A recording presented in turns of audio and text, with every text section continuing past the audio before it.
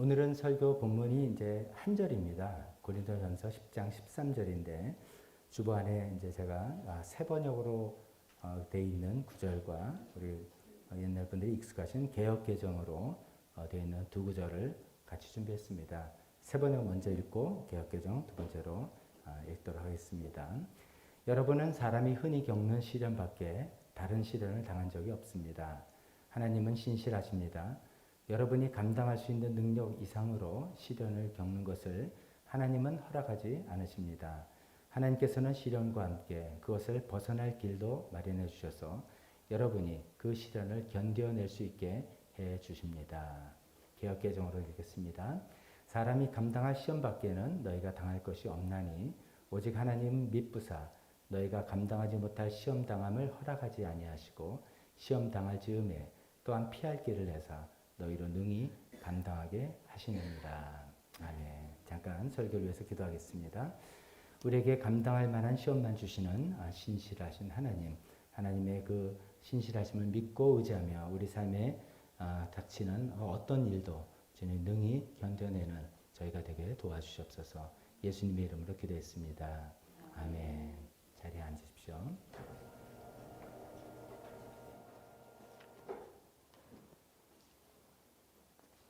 오늘은 뭐 설교 제목과 그 기도의 사실 설교 내용이 다 들어 있습니다만 또 이야기를 좀 이리저리 설명을 덧붙여서 말씀을 증거하도록 하겠습니다.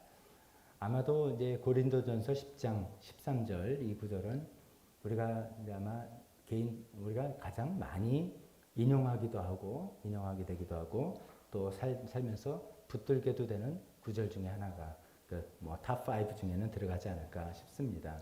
왜냐하면 이런 일들이 굉장히 많기 때문이죠. 어떤 구절들은 굉장히 좋지만 우리가 뭐 예수님 영접할 때 딱 한 번, 아니면 죽을 때 딱 한 번, 뭐 이렇게 적용할 수 있는 그 기회가 많지 않은 것들도 있다면 오늘 이 말씀은 우리 삶에 뭐 얼마든지 매일매일 좀 적용해야 되고 붙들어야 될 그런 말씀이 아닌가 싶습니다.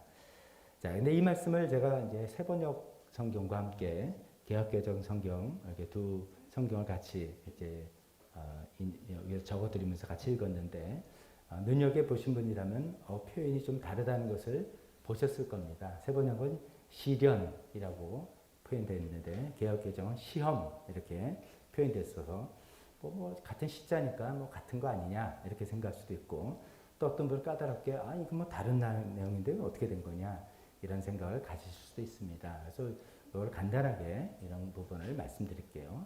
이것이 이제 진짜 시련인가 아니면 시험인가 혹은 유혹인가 이렇게 사실 좀 이리저리 생각해 보게 하는 그런 표현입니다. 그런 건 모두 다 이제 번역상에서 온 그런 과정 때문입니다.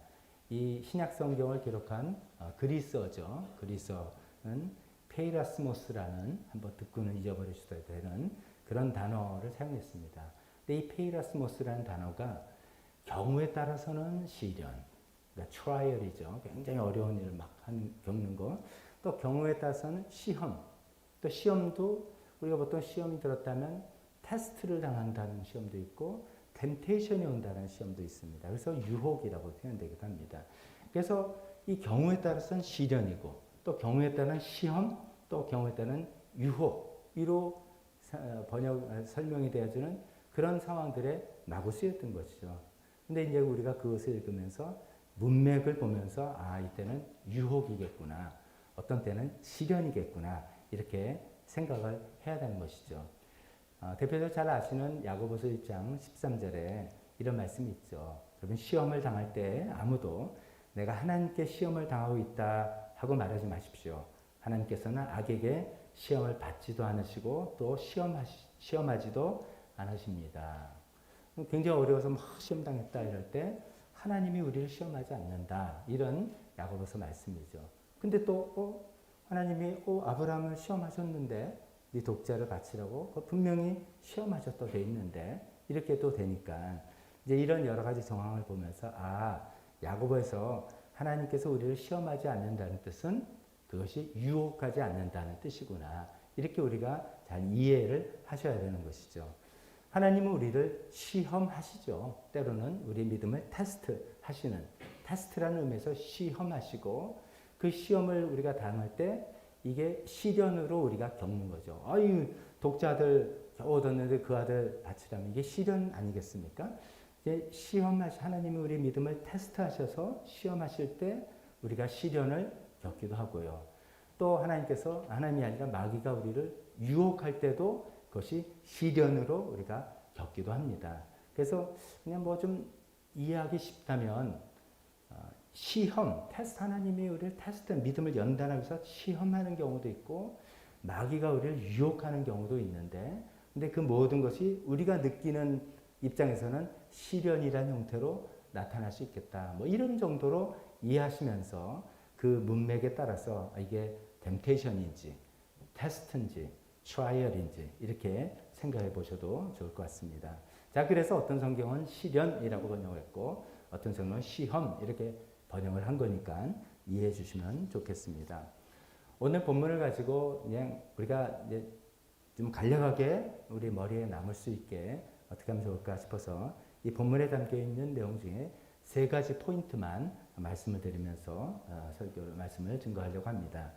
첫 번째 포인트는 나만 겪는 시련은 없다. 나만 겪는 시련은 없다.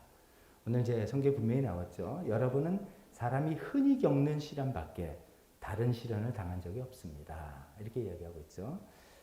되게 우리가 어려운 일을 당할 때 어려운 일 그 자체도 물론 힘듭니다. 어려운 일 그 자체가 힘들지만 또 한편으로 그게 어렵게 느껴지는 이유는 왜 나만 이런 일을 당하지? Why me? Why only me? 뭐 이런 생각. 다른 사람 멀쩡하게 잘 살고 있는데 왜 나한테만 이렇게 힘든 일이 닥칠까? 이런 것 때문에 더 힘든 그런 마음을 갖게 되기가 쉽습니다. 그런데 오늘 성경 말씀 통해서 사실은 뭐냐 이거죠. 사실은 그런 거 없다 이거죠. 사람들이 다 흔히 겪는 시련이다 이거죠. 영어 성경을 보면 더 분명합니다. It's common to mankind. 보편적으로 일상적으로 모든 mankind 그건 한두 사람이 아니라 모든 인류가 그냥 일반적으로 겪게 되는 그 시련의 범주 안에 들어가 있는 것이지 다 뭐 특별한 것도 없고 나만 겪는 것도 아니고 그런 거 아니다. 이런 말씀입니다. 우리가 이제 이 말씀은 워낙 유명한 말씀이니까 말씀만 똑 떼어서 우리가 얼마든지 적용할 수 있지만 이 고린도전서 문맥에 따라서 계속 한번 연결시켜서 이해를 한번 해본다면 이것이 이제 고린도 교인들을 향한 어떤 경고의 이야기에서 연장선에 나온 거 아닙니까? 지난주에 그 경고는 선줄로 생각하는 자는 넘어질까 조심해라 이런 얘기했죠.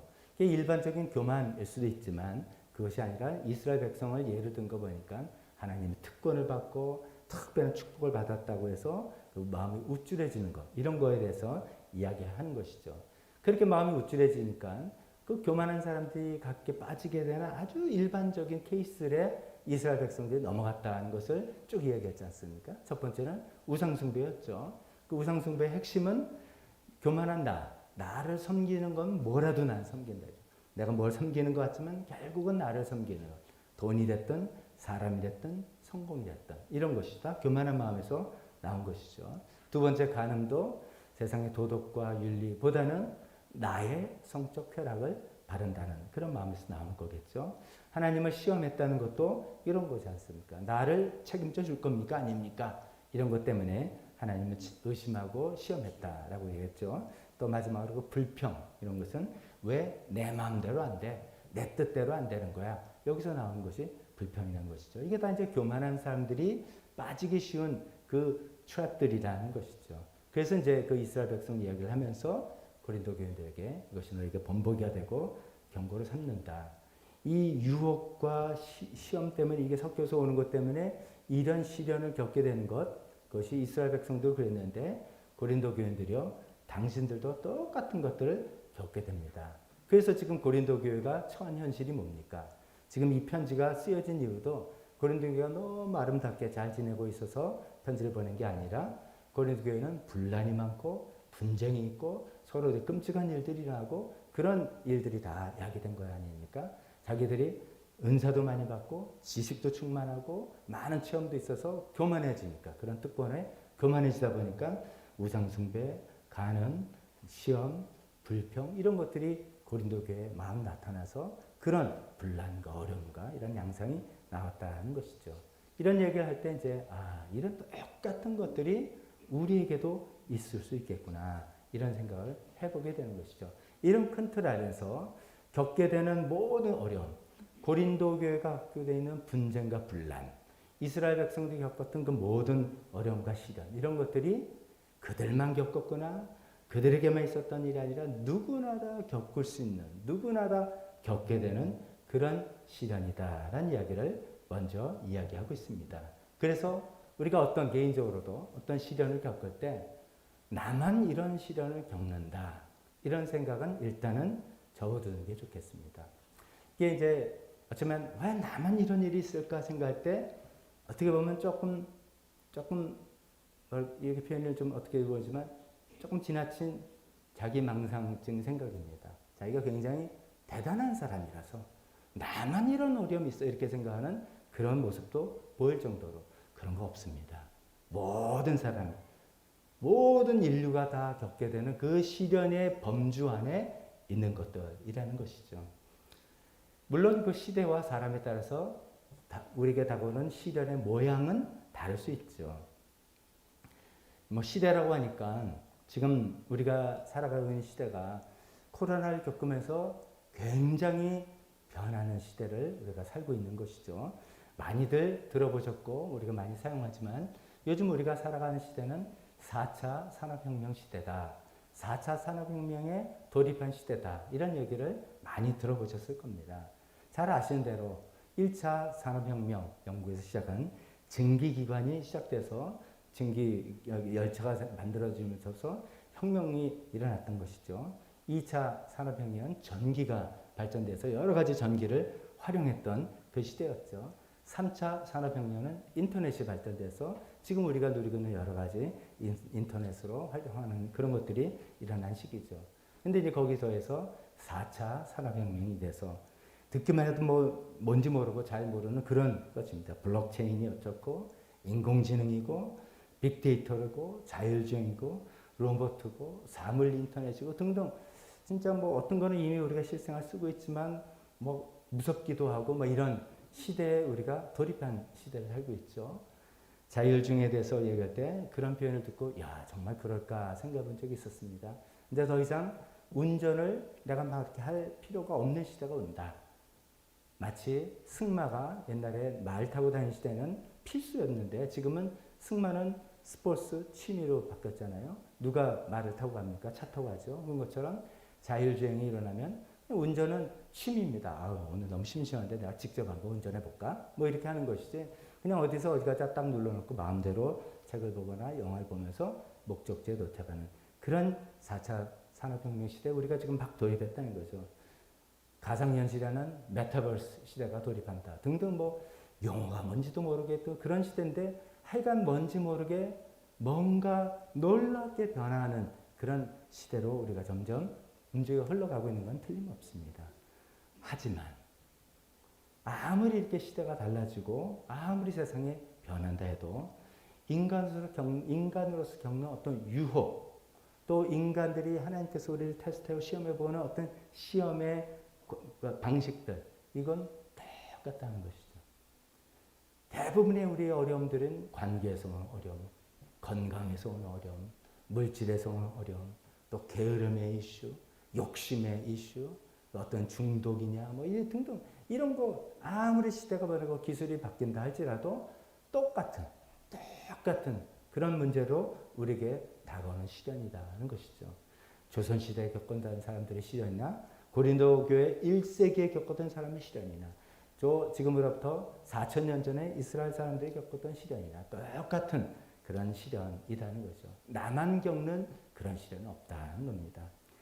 사람에 따라서도 사실 우리가 이렇게 나눔을 하다 보면 이제 이야기하지만 가만히 우리가 나눔을 듣고 이제 공통적으로 보면 좀 어떻게 보면 다 그게 그겁니다. 다 우리가 겪게 하는 것은 경중의 차이가 있고 모양은 좀 다르고 변수가 좀 들어가서 그렇지 다 그게 그건 요 틀 안에 있는 그런 어려움과 시련들이라는 것이죠.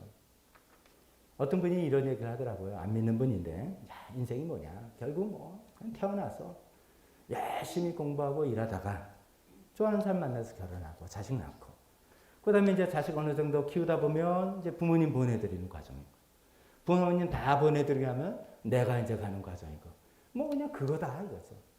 어떻게 보면 인생을 그냥 한 줄로 정리하면 딱 그거 같아요. 태어난 건 내 뜻대로 안 하는 거지만 공부 어느 정도 하고 또 공부 잘했다고 세상에 성공하는 것도 아니에요.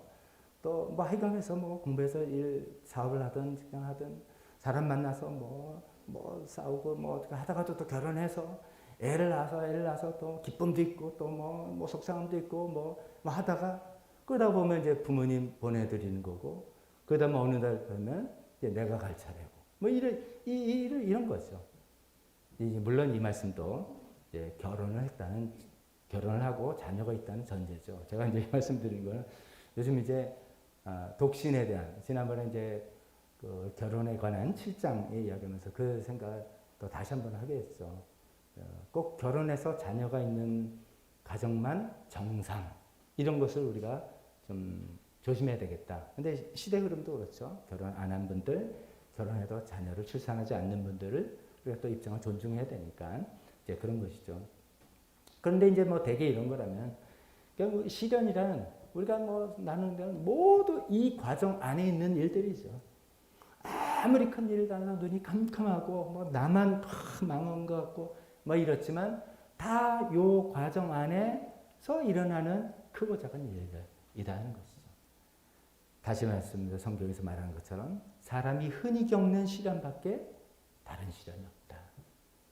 모든 common to mankind. 내가 겪는 시련 그래 다 세상 사람이 겪는 시련이야. 이렇게 생각할 때 저는 굉장히 마음이 여유가 좀 생기는 것 같습니다.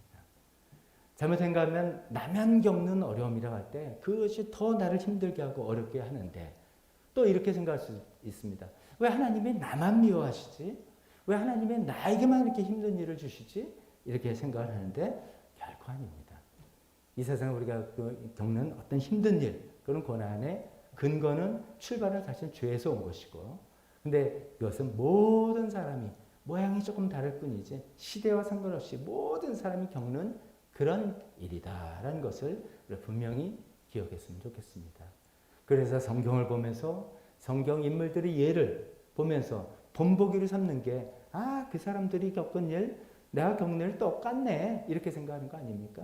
또 다른 역사를 통해서 그런 것도 배우기도 하고 목장과 교회에서 서로 이야기 나누면서 요번엔 당신이 일어난 일, 다음엔 내가 일어날 일, 뭐 이런 일이죠. 그러면서 서로 위로가 하고 힘을 얻고 조언을 듣고 하는 그런 일이라고 믿습니다. 그래서 첫 번째로 나만 겪는 시련은 없다. 이것을 분명히 기억했으면 좋겠습니다. 두 번째로 오늘 말씀을 통해서 기억할 것은 우리가 감당할 만한 시험만 허락하신다. 우리가 감당할 만한 시험만 허락하신다. 세 번역은 이렇게 표현했습니다. 여러분이 감당할 수 있는 능력 이상으로 시련을 겪는 것을 하나님은 허락하지 않으신다. 우리가 감당할 수 있는 범위 내에서의 시련만 허락하신다는 표현이고 개역개정은 너희가 감당하지 못할 시험 당함을 허락하지 아니하시고 비슷한 말을 좀 표현이 조금 다르게 되어 있습니다. 자, 이게 두 번째 포인트로 우리가 감당할 만한 시험만 허락하신다. 이 설교에서는 사실 메인 주제이기도 하죠. 이런 걸 생각할 때 첫 번째는 한편으로 저는 위로를 얻습니다. 이거는 우리가 하나님은 내가 감당할 만한 시험만 허락해 주시는 그 하나님이구나 라고 생각할 때 우리가 큰 어려움을 겪으면 첫 번째로 드는 생각은 이게 어떻게 될 거지? 눈앞이 깜깜하다 이런 생각이 들고 내가 이걸 감당할 수 있을까? 평소에 내가 과거의 경험으로서 해봤던 일들이야. 이건 이렇게 하면 되겠다. 근데 경험하지 못한 어떤 일을 딱 닥칠 때 앞이 깜깜한 것이죠. 나에 감당할 수 없을 것 같아. 이런 생각 때문에 마음이 중압감이 오고 마음이 어려워지고 이런 것인데 그때 붙들 말씀이 이 말씀이다. 하나님께서는 내가 감당할 만한 시련과 시련을만 허락하신다. 이런 말씀입니다. 제가 이제 겪은 이야기 몇 번 말씀드려서 또 죄송합니다만 저희 어머님을 보내드리면서 겪은 이야기를 같이 제가 이제 체험한 이야기라서 같이 말씀을 드리겠습니다. 저희 이제 병원에서 말기암 판정을 받고 2달 정도다 이런 판정을 받고 난 다음에 사실 조금 눈앞이 캄캄했습니다. 뭐 여러 가지 이유 중에 하나 저희가 생각하기엔 다 순서가 아버님 먼저고 그 다음에 어머님 이렇게 생각했고 또 암이라는 건 생각지도 못했고 뭐 이런 여러 가지 이유 때문에 뭐 이게 굉장히 좀 야 이거 어떻게 하지 생각하지 못했던 예상하지 못한 그런 일이었기 때문입니다. 그래서 이제 그런 복잡한 거 가지고 이제 그날 아침에 나와서 기도를 하는데 그 마음속에 정말 이게 감당할 수 있을까 이 일을 이 일이 어떻게 전개가 될까 이런 두려움도 생기고 막 그랬죠. 그럴 때 이제 기도할 때 사실 오늘 본문 말씀이 제 마음속에 떠올랐습니다. 그러면서 그런 생각이 들었습니다. 이 일이 어떻게 전개될지는 이제 하나님만 아시는데 분명한 거는 그 일 중간 과정에서 굉장히 제가 힘들 수 있고 굉장히 어려울 수도 있겠지만 어떻게 됐든 간에 그 디테일은 하나님만 아시지만 이 일이 끝나고 딱 제가 섰을 때 이를 감당할 수 있었다 라고 할 것이다. 왜냐하면 하나님 말씀이 그렇게 약속하시기 때문에 그래서 그렇게 해주실 하나님을 나는 그냥 신뢰하겠다. 그렇게 마음을 먹고 기도를 했습니다. 어떻게 하시든 간에 하나님은 제가 이 일을 감당할 수 있게 그런 일 허용 범위 내에서만 허락하신다고 하나님께서 약속하셨으니까 그 약속을 제가 믿고 붙들겠습니다. 그 붙들고 기도하고 그 위에는 또 오히려 감사하게 여러 가지 일들이 그래도 힘들과 슬픔 가운데서도 잘 해결이 되어 나가는 것을 경험했습니다. 다시 한번 우리가 힘들고 어려운 일, 우리가 과거에 경험했던 일들은 반응할 대책들이 있을지 몰라도 전혀 겪어보지 못한 일들을 했을 때 내가 이 일을 감당할 수 있을까라고 해서 두렵고 어려움이 공포가 생길 때 오늘 이 말씀을 붙드시기 바랍니다. 하나님 내가 감당할 만한 시험만을 허락해 주시는 그 하나님을 내가 믿고 신뢰하는 것. 그 과정은 굉장히 힘들 수 있습니다. 그 과정을 겪을 때는 야 너무 힘들다 이럴 수 있습니다. 분명히. 그렇지만 그 끝에 결론을 내가 딱 섰을 때 하나님께서 정말 그러셨구나. 내가 딱 감당할 수 있을 때만큼만 그런 거 어떤 거는 이렇게 막 도와주셔서 쉽게 풀어주시고 어떤 건 내가 좀 힘든 시간을 겪지만 하게 하셨지만 결론은 하나님 말씀 맞다. 하나님은 내가 감당할 만한 시험만 허락해 주신 좋으신 하나님이다. 이렇게 하나님을 경험해 보시는 저와 여러분들 다 되었으면 좋겠습니다. 우리가 감당할 시험만 허락하신다고 할 때 이렇게 큰 위로가 되는 동시에 두 번째로는 이게 우리에게 큰 도전이기도 합니다.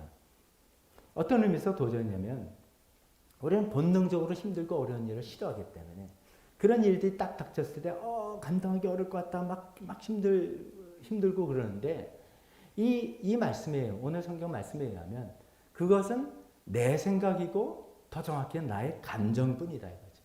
내 생각과 판단으로 더 정확히 내 감정에 의하면 감당이 힘들 거다 이렇게 생각하지만 하나님 입장에서 보면 너 감당할 수 있어 이거라는 거예요. 하나님께서 보실 때는 하나님께서 판단하실 때는 감당할 수 있으니까 요만큼을 주셨다는 것이죠. 그 하나님을 믿고 신뢰하는 게 우리에게 해야 될 일이죠. 하나님 판단을 우리가 믿어야 되는 것이죠.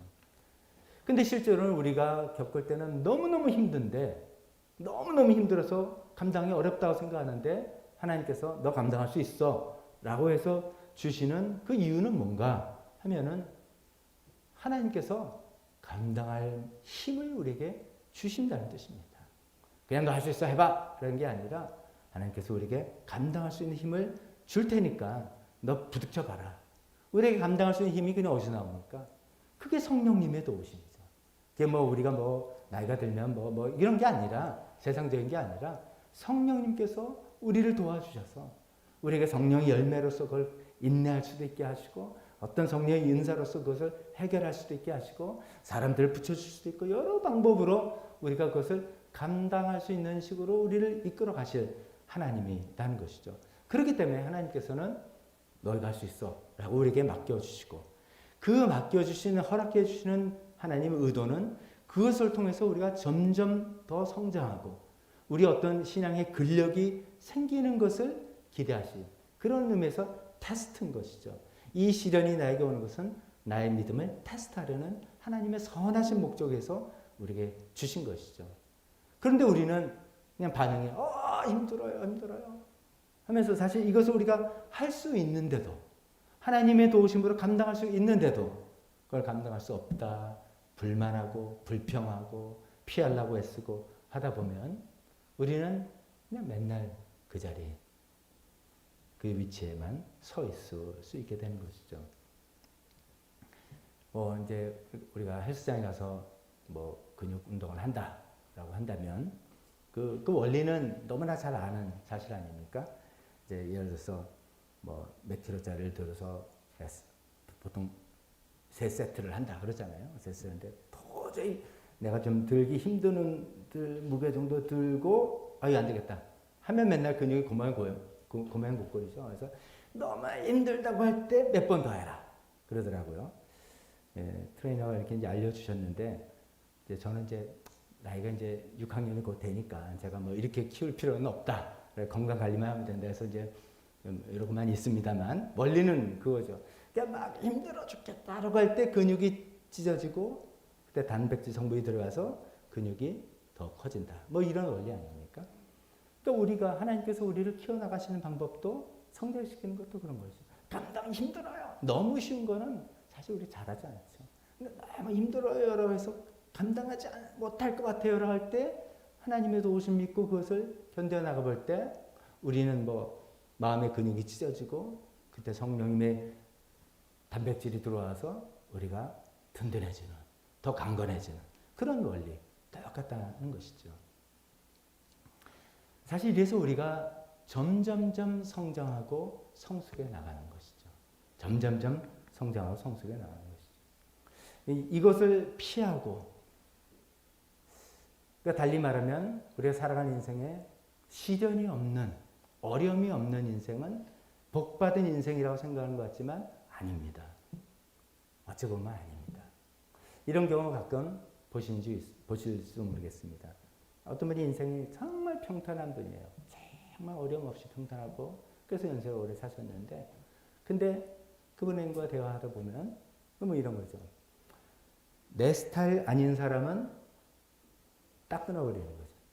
그러니까 뭐 제가 이제 뭐 표현이 어떻게 되냐면 평탄하고 어려움 없이 이렇게 쭉 사셨지만 당신의 인생의 폭이 담을 수 있는 그릇의 크기가 너무 좁은 거죠.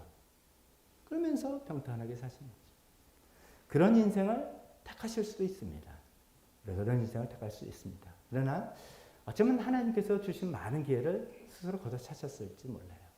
하나님께서는 우리에게 감당하기 버거운 어떤 시련을 허락하심을 통해서 우리를 마음을 찢으시고 그 성령의 단백질을 부어넣으셔서 우리 신앙의 근육을 키워나가서 그래서 결국 우리가 어떤 일도 감당할 수 있는 사람, 어떤 사람도 품을 수 있는 사람으로 우리의 마음의 그릇을 점점점 크게 하는 사람으로 만들어 나가시는 거예요. 예수님처럼. 그렇게 만들어 나가는 것이 하나님의 선한 계획이시죠. 근데 그때 그것을 피하고 도망가지 말고 하나님께서 보시기에는 내가 감당할 수 있다고 주시는 거구나. 그러면 하나님의 도우심으로 내가 해보자 라고 해서 나아가는 그런 멋진 사람들이 다 되어봤으면 좋겠습니다.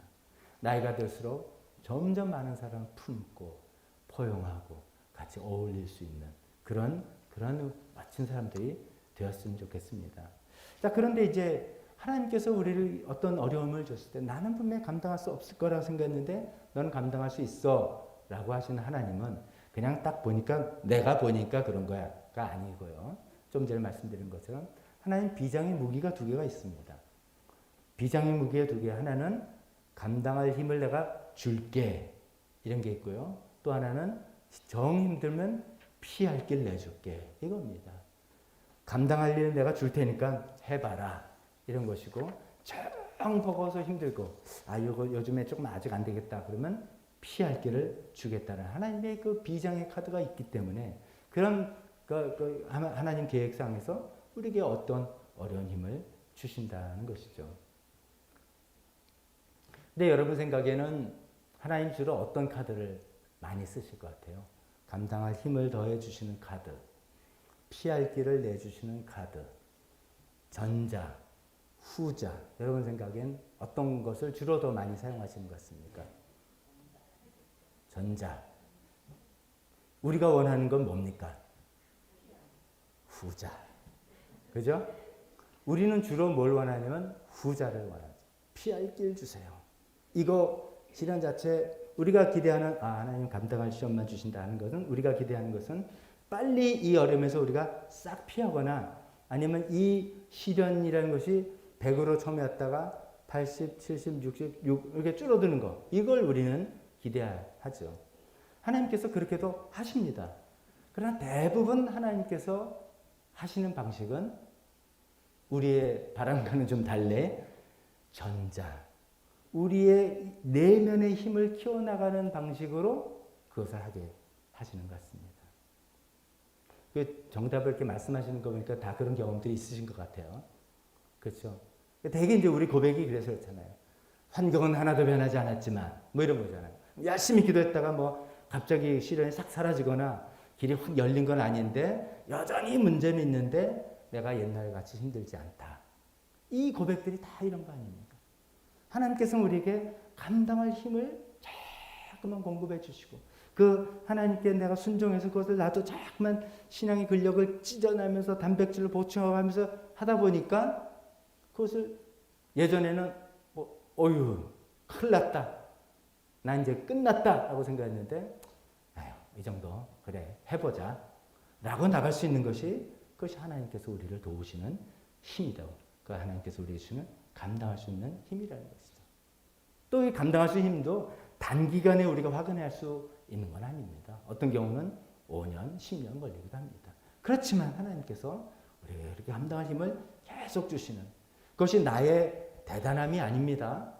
나의 인생 살아에서 얻는 통찰력, 어떤 인내력 아닙니다. 뭐라고요? 성령님의 도우심. 성령님의 도우심으로 우리에게 감당할 힘을 주시는 그 하나님을 우리가 믿고 의지했으면 좋겠습니다. 그런데 그것이 정 안 될 때 두 번째 카드 뭐라고요?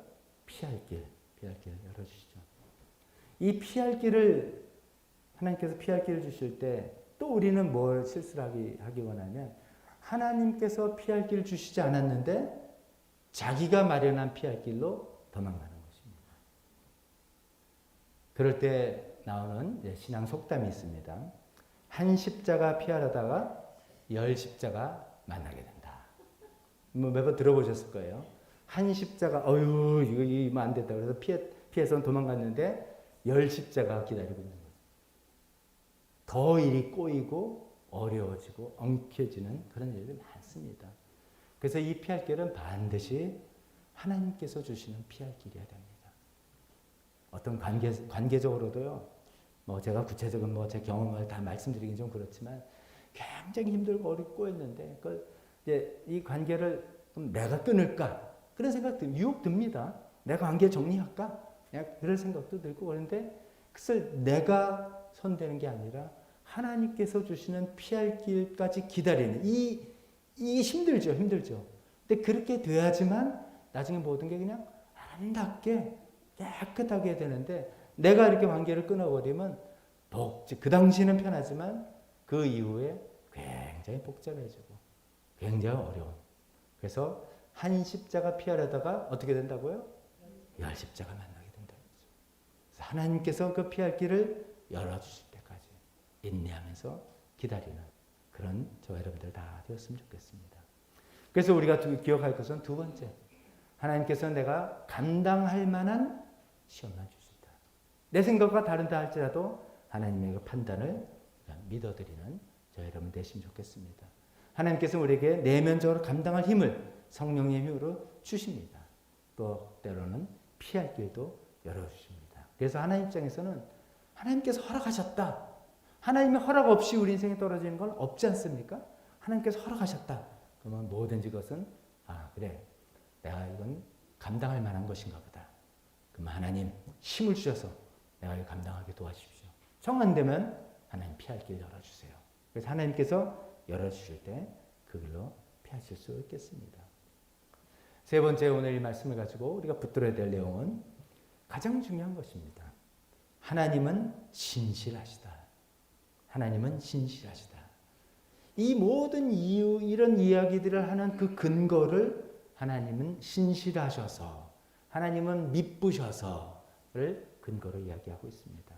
나만 겪는 시련이 아니라 모든 사람이 겪는 시련을 겪어 나갈 때 우리에게 한쪽으로는 감당할 힘을 주시고 또 한쪽으로는 피할 길을 주셔서 우리가 감당할 시험만 우리에게 주시는 하나님, 그렇게 하시는 하나님의 이유는, 하나님 왜 그러시냐 이거죠. 그 이유는 하나님께서 신실하시기 때문이다 라고 성경은 우리에게 말해주고 있습니다. 신실하시다는 뜻이 무엇입니까? 신실하시다. 제가 여러 차례 말씀드려서 잘 기억하겠지만 우리가 예전에 예전의 성경이나 찬송가도 하나님의 성실하시다 이렇게 표현을 씁니다. 근데 성실하다 할 때 지금 생각해보니까 저희 중학교 때 교훈이 성실이었어요. 성실할 때 우리가 생각하는 건 근면성실 뭐 이런 거하고 연결되잖아요. 그러니까 뭐 좀 부지런히 뭐 한다면 계속 뭐 이런 것들이잖아요. 하나님 신실은 그런 것도 있습니다만 그 뜻보다 더 그냥 한 가지 기억하면 약속을 잘 지키신다. 그겁니다. 약속을 잘 지키기 때문에 신실하다. 사실 신실의 뜻은 믿음직스럽다는 뜻이죠. 저 사람은 왜 믿음직스러운가? 한 번 약속하면 약속한 대로 반드시 지키는 사람이기 때문에 신용이 있고 믿음직하다. 그래서 영어로 God is faithful, 믿음직하다라고 할 때 왜 하나님이 믿음직하고 신실하신가? 그분은 당신이 하신 약속을 반드시 지키시는 하나님이기 때문이다는 것이죠. 다시 고린도전서 본문에 또 출처가 되는 이스라엘 백성들 이야기 들으면 광야에서 이스라엘 백성들이 선질로 생각하고 교만해서 우상숭배에 빠지고 간음과 시험과 불만 불평에 빠져서 대부분 사람들이 하나님을 저버리고 그렇게 됐지만 하나님께서는 그 조상들과 맺은 언약, 또 하나님은 시내산에서 맺은 언약, 그 때문에 그 약속을 신실히 지키시라고 소수의 사람들을 하나님께서 붙들어 주셨던 것이죠.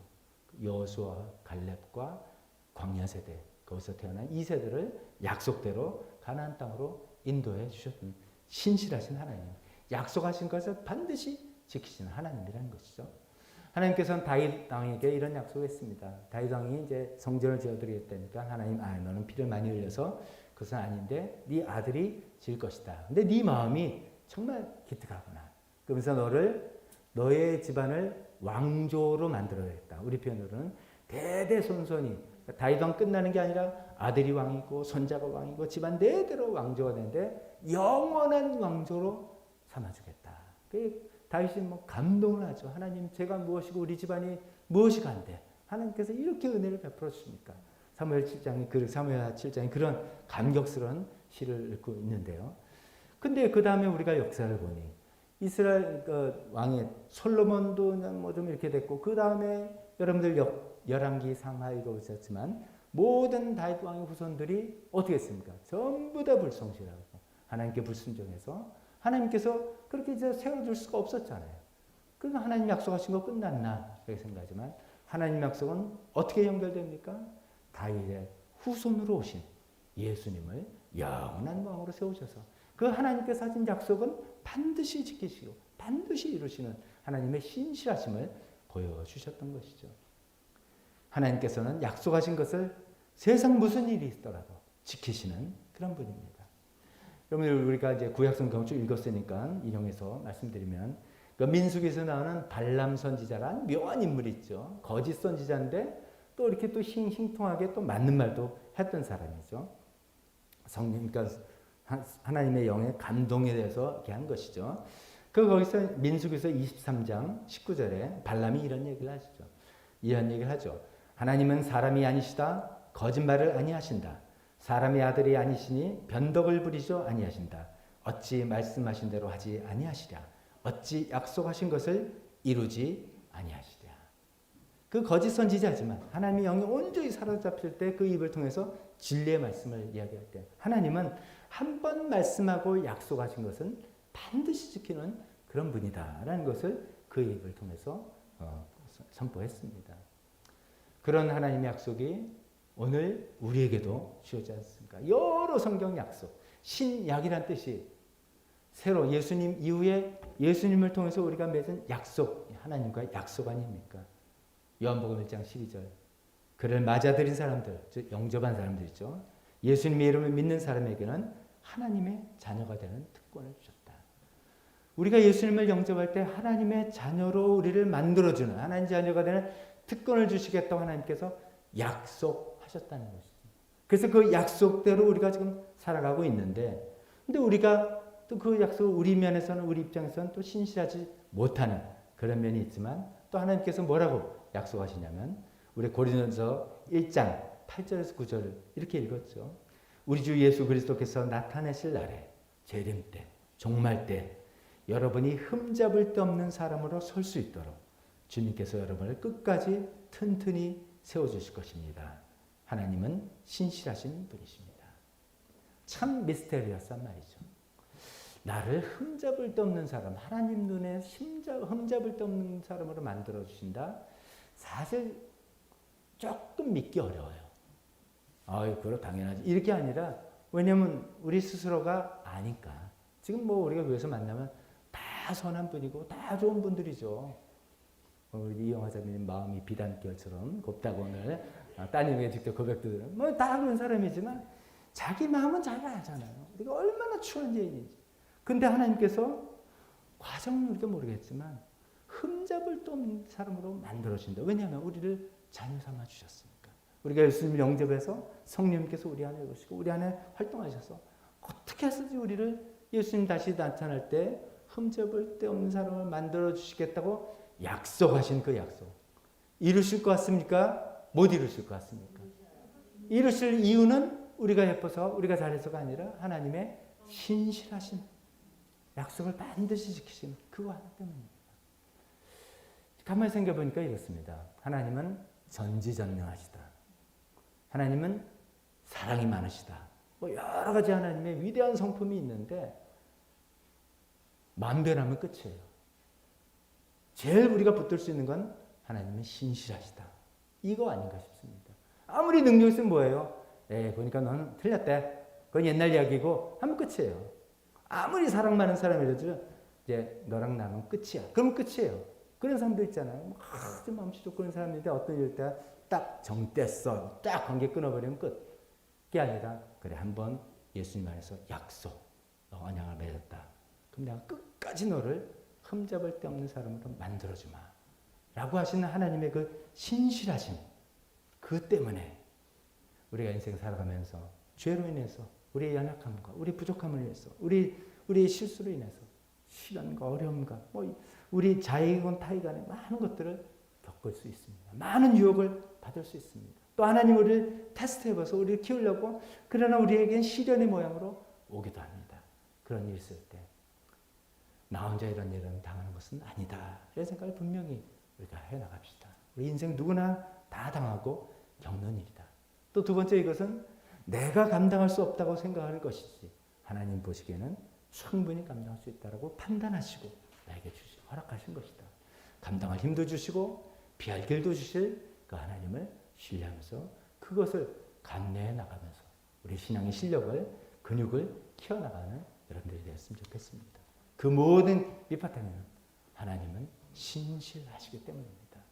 하나님 우리를 자녀 삼으셔서 예수님을 영접한 사람을 하나님의 자녀로 삼으시고 그 자녀를 삼은 사람을 예수님이 다시 나타나실 때 흠잡을 데 없는 사람으로 만들어 주시겠다고 하나님께서 그 약속을 지키실 그 하나님을 보면서 또 우리도 그 하나님 믿고 신뢰하면서 하나님께서 우리를 마음껏 변화시켜 나시고 성장시켜 나가면서 그 가운데 우리가 인생을 살아가면서 그냥 시험을 다툰 걸 힘들고 어려운 것을 이것 좀 없애주세요 이 정도가 아니라 어떻게 하면 하나님께서 기쁘신 뜻이 뭘까?